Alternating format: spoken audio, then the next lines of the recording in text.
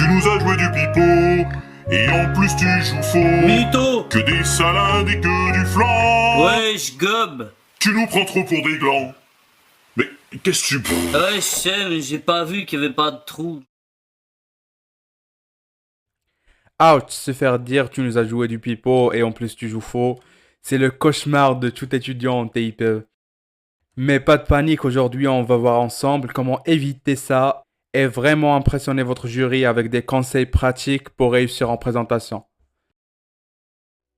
Moi c'est Imni et aujourd'hui on va voir des conseils pour exceller en TIPE.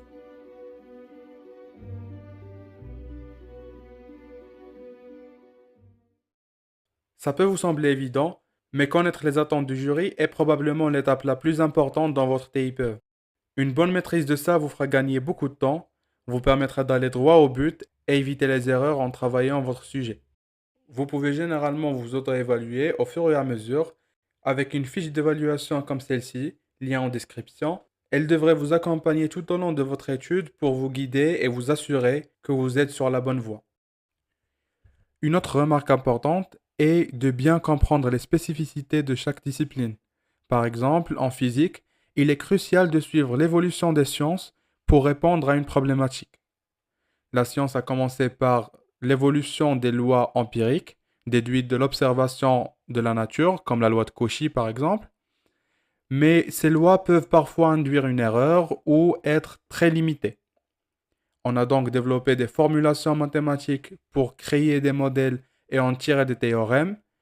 Cependant, les équations différentielles ne sont pas toutes résolvables, ce qui rend parfois nécessaire l'utilisation de modèles numériques pour proposer des solutions approchées. Mais encore, certains phénomènes ne se décrivent pas uniquement par des équations. Par exemple, la turbulence dans les fluides est un phénomène que les équations classiques, comme celle de Navier-Stokes, ne parviennent pas à modéliser précisément, à cause de sa complexité. Des modèles de l'IA comme TurbNet deviennent alors utiles pour prédire ces comportements en apprenant directement des données expérimentales. Alors on attend d'un candidat, après avoir choisi son sujet, de formuler théoriquement, simuler et après expérimenter son sujet. Ceci permet de prouver un résultat robuste avec différentes approches. En SI, c'est similaire. L'essentiel est de mesurer l'écart entre le cahier de charges, les simulations et les expériences, puis de valider les niveaux de flexibilité. Cela se fait souvent via un prototype, en observant comment le système global réagit.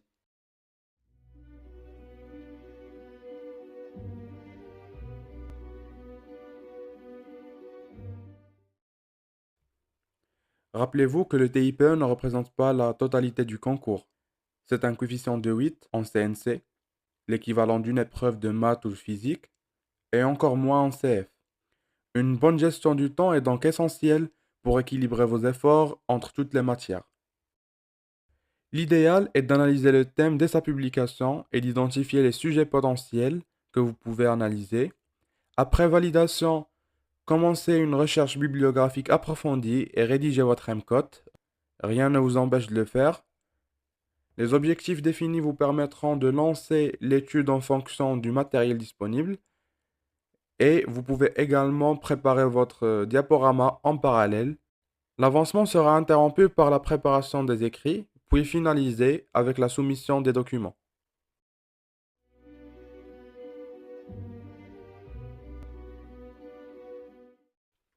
Le diaporama est également un élément crucial à ne pas négliger, car c'est votre principal support pour convaincre le jury et structurer le fil de vos idées de manière claire et cohérente.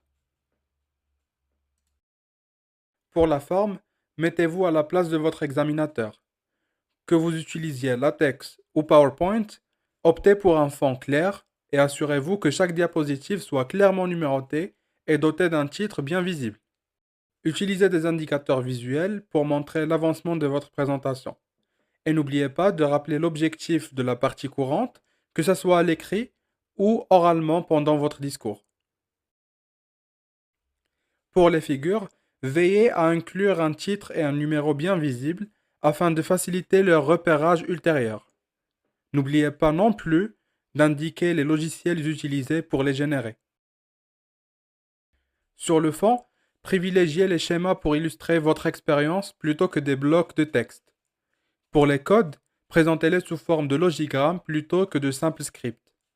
Pour un graphe, pensez à inclure une légende qui explique les différentes courbes, les incertitudes de mesure, ainsi que les précisions sur l'échelle et les unités.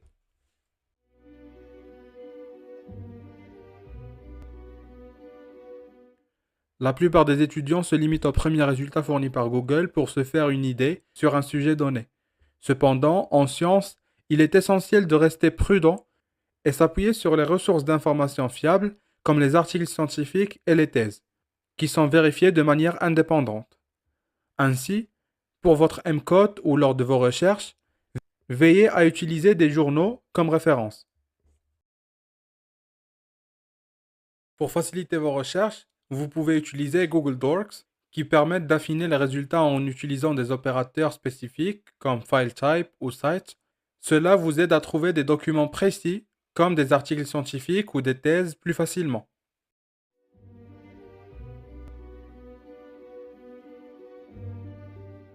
Il existe une multitude d'idées répandues chez les étudiants qui sont complètement erronées. Beaucoup pensent que pour impressionner le jury, la présentation doit être surchargée comme un poster de recherche. En réalité, la véritable maîtrise scientifique réside dans la concision et la précision de vos propos, plutôt que la multiplication de données brutes. La deuxième idée fausse chez les étudiants, c'est de penser que le TIPE est une invention ou un produit. En réalité, il s'agit simplement d'une démarche visant à répondre à une problématique pertinente en utilisant les outils et connaissances acquis. Concernant les outils, l'idéal est de se concentrer uniquement sur les éléments du programme pour mener votre étude. Même si certaines méthodes que vous connaissez sont limitées ou moins efficaces, il est préférable de rester dans le cadre du programme. Si vous devez sortir du programme, assurez-vous de définir précisément les notions que vous allez présenter à votre examinateur avant de les intégrer dans votre présentation. Voilà, c'est tout pour les 5 conseils incontournables pour réussir en TIPE. Si cette vidéo t'a plu, abonne-toi pour ne pas manquer les prochaines vidéos de cette série. Et bonne nouvelle, on vient de créer une page Facebook où tu trouveras des astuces courtes et super utiles qui ne seront pas forcément abordées dans la chaîne. Donc n'hésite pas à nous rejoindre là-bas aussi. À bientôt et bon courage pour ton parcours.